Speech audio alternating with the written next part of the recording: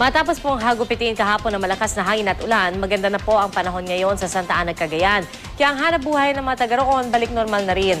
Mula po sa Santa Ana, Cagayan, may ulat on the spot si Ivan. Ivan?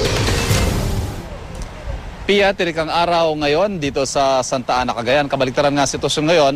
Kung kahapon ay mahangin at maulan, ngayon naman ay mainit at maalinsangan ang panahong nararanasan natin dito.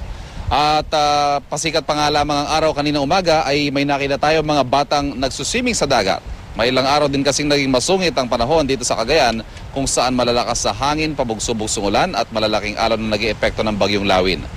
Back to normal na rin ang hanap buhay ng mga tao rito. Ang mga magsasaka muli nang nagbilad ng kanilang mga palay. Ang mga mangingisda may mangilan-ngilang pumalaot na.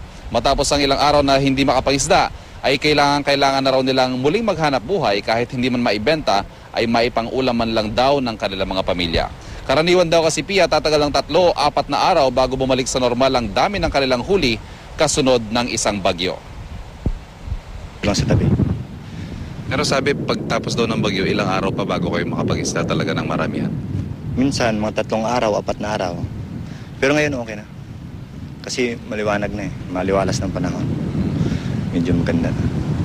Kaya ngayon, palaot na kami. Bumili lang. Magandang balita naman, Pia.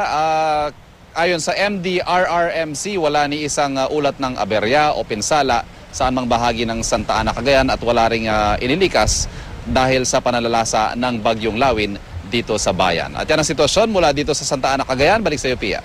Maraming salamat, Ivan Mayrina.